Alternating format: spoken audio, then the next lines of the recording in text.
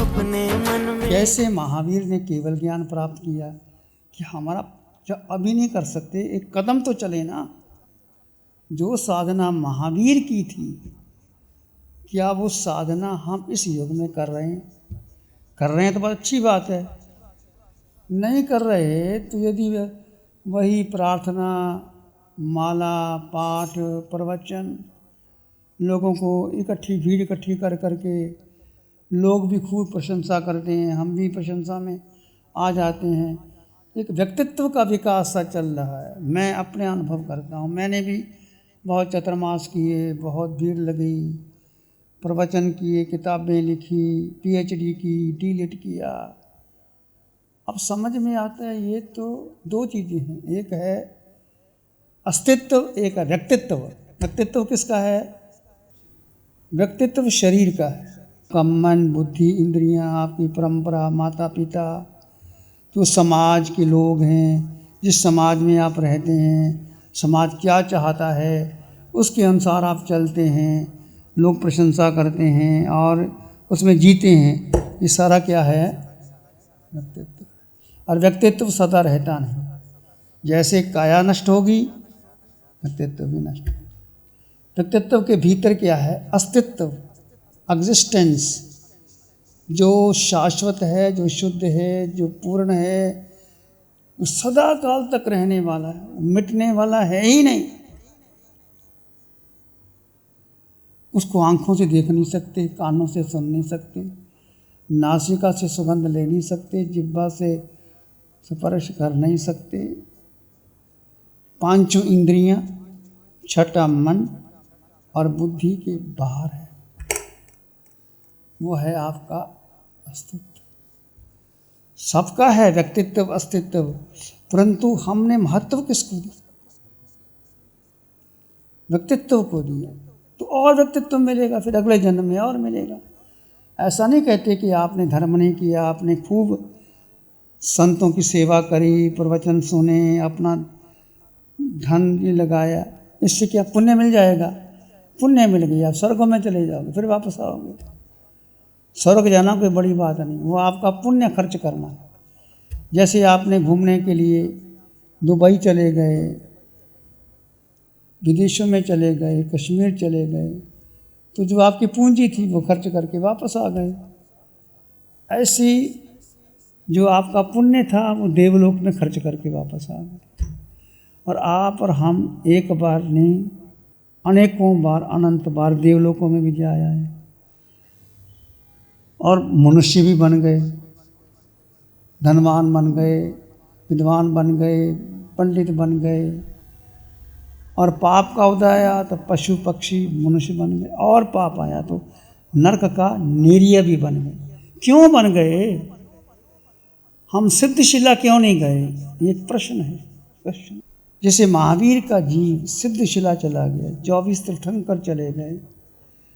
और पहले अपने जीवन का लक्ष्य तो तय करो।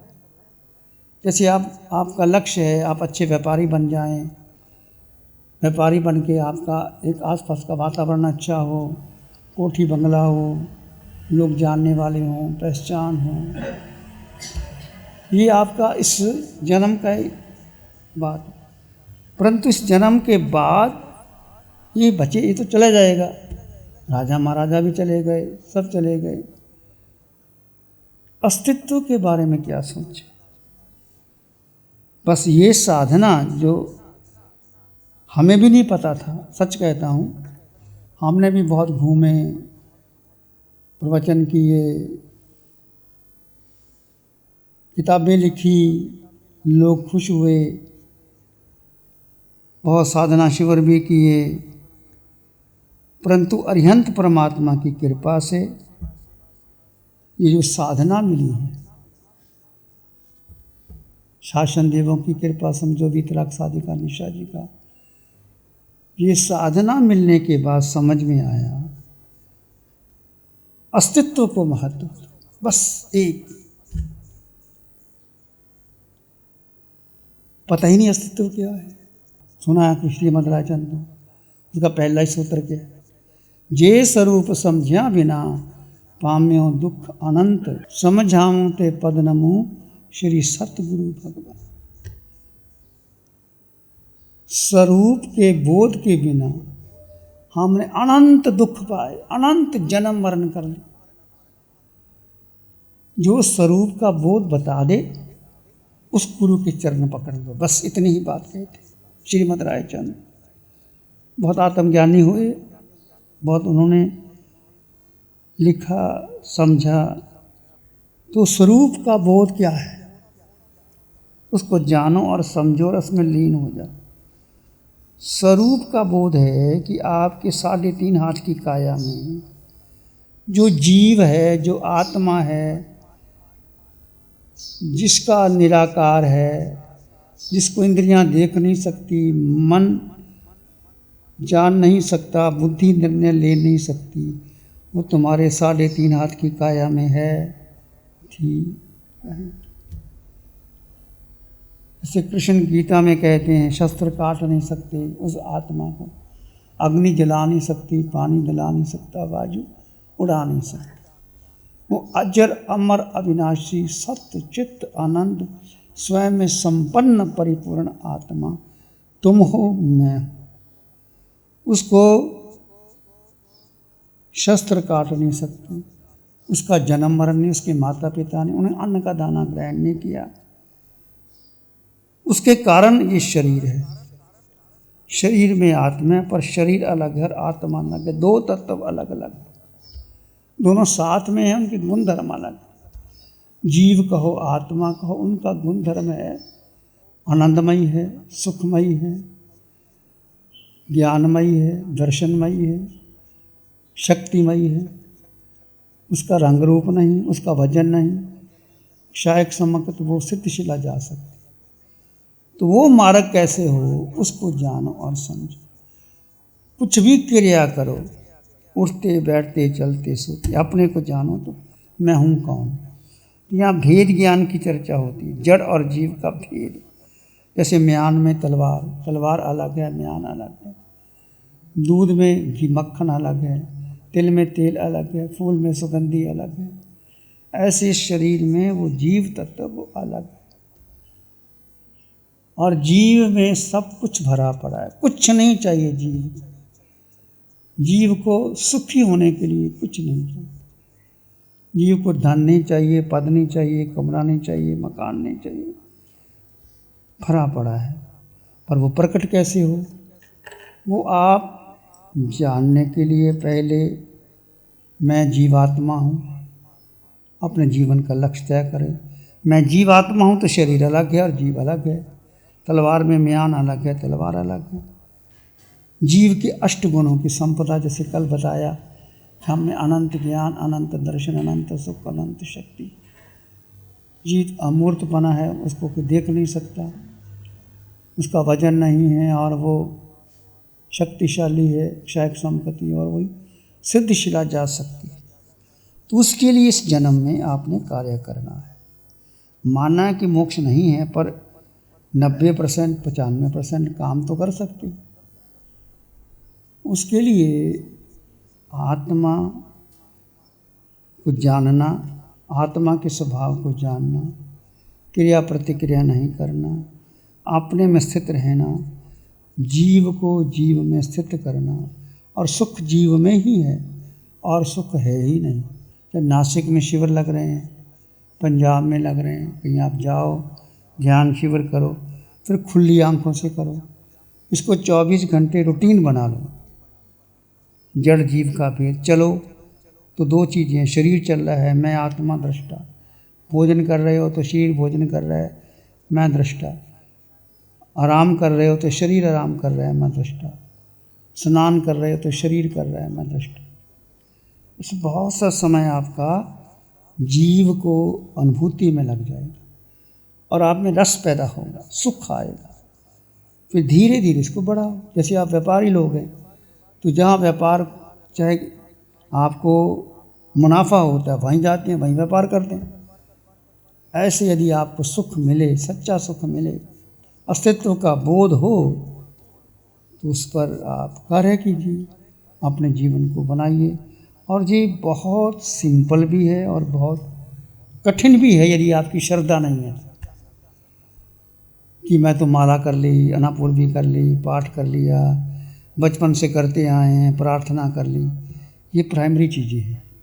ये प्रार्थना, प्रवचन, सत्संग, ये प्राइमरी चीज़ें। जीव का जीव में का बोध होना, अस्तित्व में, ये आपको ऊपर उठाती। ये जो पहले हम करते आए हैं, इसमें आपको पुण्य बनता है, देवलोक मिल सकता है, पर आपका मोक्ष नहीं हो सकता, कर्मों के नजरा नहीं हो सकती।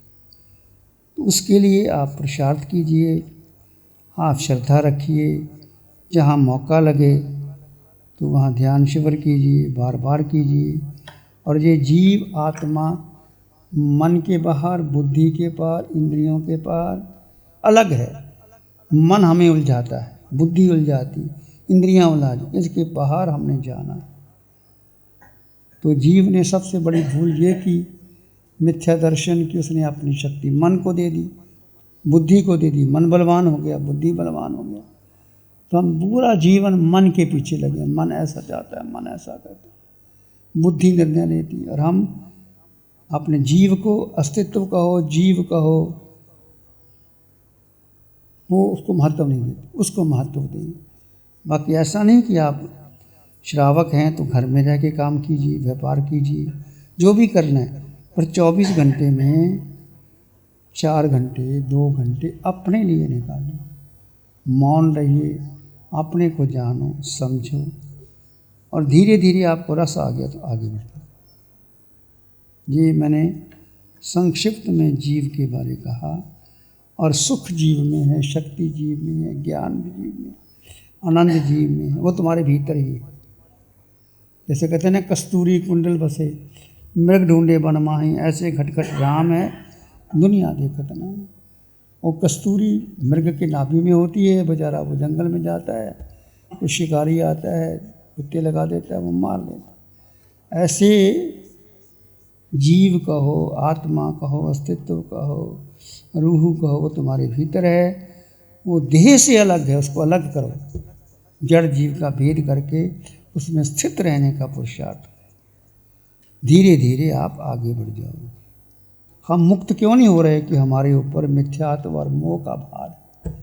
मिथ्यात्व है कि शरीर के प्रति मोह, मिथ्यात्व और मोह, ये सारा शरीर, हम परिवार को, प्रतिष्ठा को, मैं, मेरा, तेरा, उसका, इसका, इसमें उलझ गए हैं। जीव का इससे कोई संबंध नहीं। महावीर अकेले जंगल में गए, 12.5 वर्ष साधना की, भगवान ऋषभदेव 13 महीने भोजन नहीं मिला, सभी तीर्थंकर भगवंतों ने ऐसे साधना की।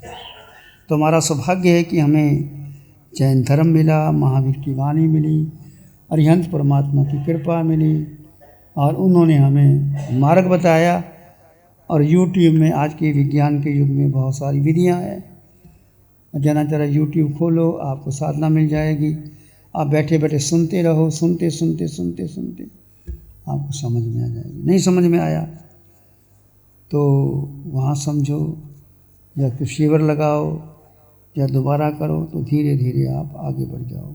सदा रहे जयवंत शिव मुनि जय बोलो। आंखें बंद, मन वचन काया शांत, शरीर शांत, विचार शांत, सिर के सिरे से पांव के अंगूठे तक अपने भीतर शुद्ध चेतना का एहसास कीजिए। ये जड़ शरीर 3.5 हाथ का, ये परिवर्तनशील है।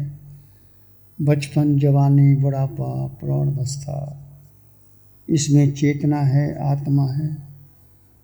पूरे शरीर में इस आत्म प्रदेशों का स्पंदन है। धीरे धीरे आपको अनुभव आएगा।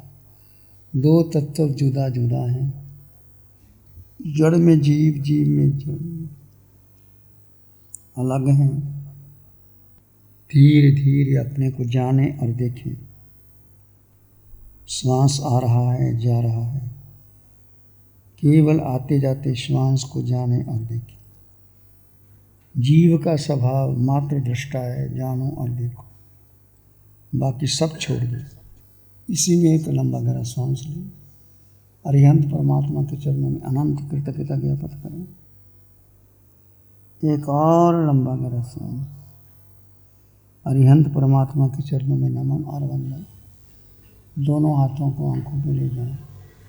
हल्का सा स्पर्श, धीरे से आंखें खोल सकते हैं। नमो अरिहंतानंग, नमो सिद्धानंग, नमो आयर्यानंग, नमो अवज्जायानंग, नमो लोये सब साहुनंग, धम्मो मंगल मुकीठम अहिंसा संयमो तबो देवावित्तं नमं संति जस धम्मे श्यामनो श्री चत्तारी मंगलम, अरहंता मंगलम, सिद्धा मंगलम, साहु मंगलम, केवली पानतो धम्मो मंगलम। चत्तारी लोग उत्तम, अरहंता लोग उत्तम, सिद्धा लोग उत्तम, साहु लोग उत्तम, केवली पानतो धम्मो लोग उत्तम। चत्तारी शरणं पवज्जामि, अरहंते शरणं पवज्जामि, सिद्धे शरणं पवज्जामि, साहु शरणं पवज्जामि, केवली पानतं धम्मं शरणं पवज्जामि। चारे शरण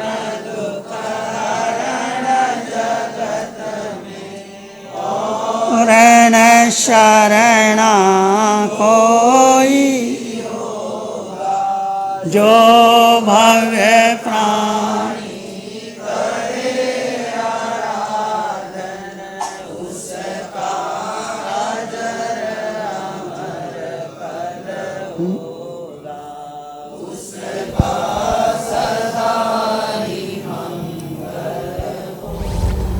लग्जरी, कंफर्ट, शानदार view, park Inn by Radisson hotel.